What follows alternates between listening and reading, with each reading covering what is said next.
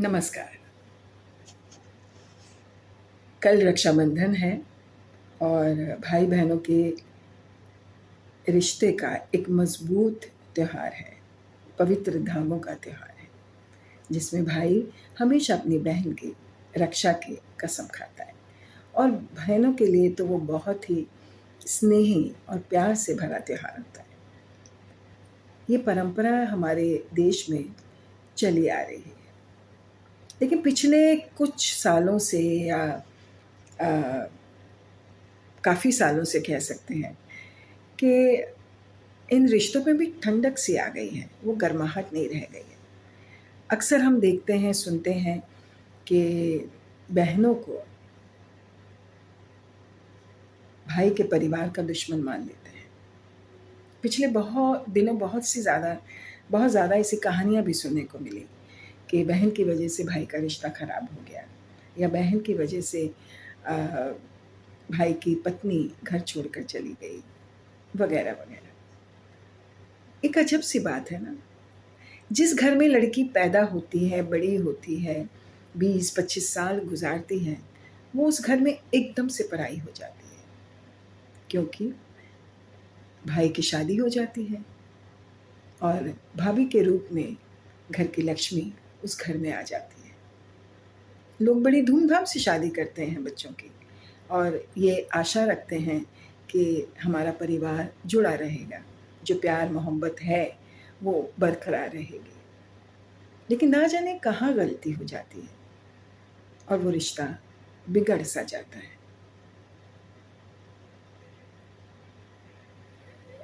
अभी पिछले दिनों कुछ गवर्नमेंट के पेपर्स या गवर्नमेंट के से रिलेटेड कुछ फॉर्म्स भरने थे, तो उसमें पिता का नाम ही चलता है। ये बात मुझे भी अभी पता चली, क्योंकि जब आप शादीशुदा हैं तो पति के नाम से ही जाने जाते हैं, लेकिन जो पेपर्स बनते हैं आज भी उनमें पिता का नाम ही चलता है। तो फिर रिश्ते में लड़कियां कहाँ पराई हो जाती हैं। हाँ, ये ज़रूर है कि उसके दायरे सिमट जाते हैं, वो भी किसी और के घर की बहू बन जाती है, किसी की पत्नी बन जाती है, तो उसकी प्रायोरिटीज़ उस घर में ज़्यादा हो जाती है। लेकिन इसका मतलब ये नहीं कि वो अपने घर, जहाँ पर वो पैदा हुई है, पली है, बड़ी है, उस घर से उसका रिश्ता ख़त्म हो जाए। माँ बाप के लिए तो भाई और बहन, बेटा और बेटी दोनों ही बराबर होते हैं। बेटियों को अक्सर ये कहकर ज़्यादा लाड और दुलार दिया जाता है कि ये पराए घर चली जाएंगे, लेकिन वो जब माता पिता के घर में ही पराई होती है तो फिर वो पति के घर में कैसे अपनी हो सकती है। वहाँ भी वो पराई ही होती है, क्योंकि वहाँ भी तो कोई उसकी ननद या सिस्टर इन लॉ या उसके पति की बहन होती। ये रिश्ते इतने मुश्किल हो जाते हैं समझने के लिए कि कई घर बर्बाद हो जाते हैं और माता पिता इसमें पिस कर रह जाते हैं। उन्हें समझ ही नहीं आता कि जिस घर को हमने इतने प्यार मोहब्बत से सींचा है, जिन भाई बहनों में बेपनाह मोहब्बत थी, उनमें अचानक ऐसा क्या हो गया। ये वाकई समझने की बात है। बहन जब शादी करके चली जाती है या शादी नहीं भी करती है और वो उस घर में रहती है और भाई की शादी हो जाती है, तो कुछ पाबंदियां तो हो ही जाती हैं, और वो बहन को भी समझनी चाहिए, माँ बाप को भी समझनी चाहिए, क्योंकि भाई पत्नी में अपने बच्चों में बट जाता है। तो माँ को और बहन को ये चीज़ समझ में आनी चाहिए, और जो भाई की पत्नी होती है उसको भी ये चीज़ समझ आनी चाहिए कि मेरे से पहले इस घर में उनकी माँ है, बहन है, उनका भी उस पर हक है। और भाई उसको शादी के बाद अपनी पत्नी को ये बैठ के समझाना चाहिए कि मेरे माँ बाप के लिए, मेरी बहन के लिए, मेरे भाइयों के लिए भी फ़र्ज़ है। कहते हैं ना, खून के रिश्ते दुनिया में सबसे बड़े होते हैं। आप कितनी भी बहनें बना लीजिए, कितनी भी दूसरी औरतों को माँ कह दीजिए, लेकिन अपनी माँ और अपनी बहन फिर दोबारा नहीं मिलते। और खून के रिश्तों में कहीं ना कहीं कोई ना कोई गर्माहट तो ज़रूर होती है, क्योंकि वो जेनेटिक होती है, पैदाइशी होती है।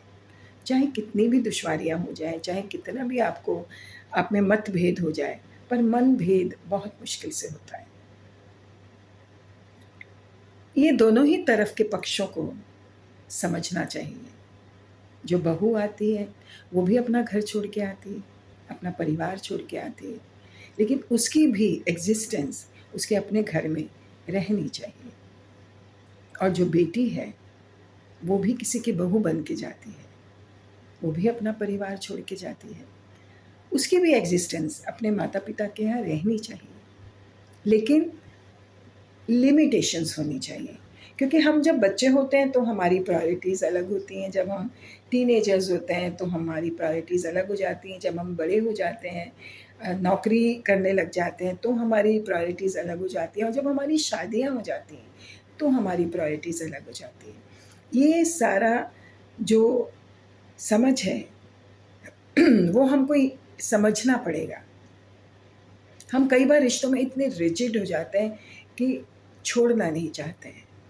माएँ अपने बच्चों से, बेटों से इतना प्यार करती हैं कि वो बीवी अगर घर पे आती है और वो बीवी से प्यार या बीवी को इम्पोर्टेंस देता है तो वो माँ को बर्दाश्त नहीं होता, बहनों को बर्दाश्त नहीं होता, जो गलत है। क्योंकि माँ और बहन एक अलग रिश्ता है और पत्नी एक अलग रिश्ता है। इन रिश्तों में बहुत ही नाजुक सी डोर होती है, टूटने में ज़रा भी वक्त नहीं लगता। आपको सिर्फ प्यार से संभालना चाहिए, और उसमें सबका रोल इम्पोर्टेंस होता है, लेकिन सबसे बड़ा रोल होता है बेटे का, भाई का, पति का। अगर वो बैलेंस है, वो समझदार है, तो उसे पता होना चाहिए कि उसकी बहन में या माँ में क्या प्रॉब्लम्स हैं। वो बहुत तुनक मिजाज हैं, या बहुत जल्दी गुस्सा हो जाती हैं, या उनमें चुगलखोरी की आदत है। ये तो अपने बहन भाइयों का और कैरेक्टर पता ही होता है। पत्नी नई जगह से आती है, उसके बारे में आपको मालूमात नहीं होती है, तो अगर वो किसी चीज़ के लिए आपको कहती है तो आपको पहले शांत मन से सोचना और समझना पड़ता है। ये नहीं कि उसने कुछ कह दिया और आप भड़क गए। तो पति का जो रिश्ता होता है, भाई का रिश्ता होता है, बेटे का रिश्ता होता है, वो बहुत बैलेंस होना चाहिए, बहुत समझदारी का उसको सबूत देना चाहिए। और रिश्तों को अगर कोई संभालना चाहे तो संभाल सकता है। रिश्तों को संभालने के लिए बहुत सारे सेक्रीफाइसेस, बहुत सारे पेशेंस, बहुत ज़्यादा समझदारी की ज़रूरत होती है, जो हम में होनी चाहिए, क्योंकि रिश्ते बहुत मुश्किल से मिलते हैं और अपने रिश्ते बहुत प्यारे होते हैं। उन्हें संभाल के रखिए। छोटी छोटी बातों पर बिखर मत जाइए, समेटने की कोशिश कीजिए। भाई बहन के रिश्ते की तो बहुत सारी मिसालें हैं, और उन मिसालों को अगर आप याद करेंगे तो सच्ची में लगेगा कि भाई बहन के रिश्ते कितने मजबूत होते हैं। हाँ, ये ज़रूर है कि अभी टेक्नोलॉजी का ज़माना है, हम 21st सेंचुरी में आ गए हैं, तो बहुत सारी चीज़ें बदल गई हैं। अब वो पुराने गाने भी नहीं बनते जो भाई बहन के रिश्तों पे बना करते थे। उन गानों से, उस संगीत से भी आप में एक इमोशनल एनर्जी आती है, एक इमोशनल भाव आता है। ज़माना बदल रहा है बहुत तेज़ी से, लेकिन खून के रिश्ते आज भी वही हैं। सिर्फ प्रायोरिटीज़ समझने की ज़रूरत है। नमस्कार।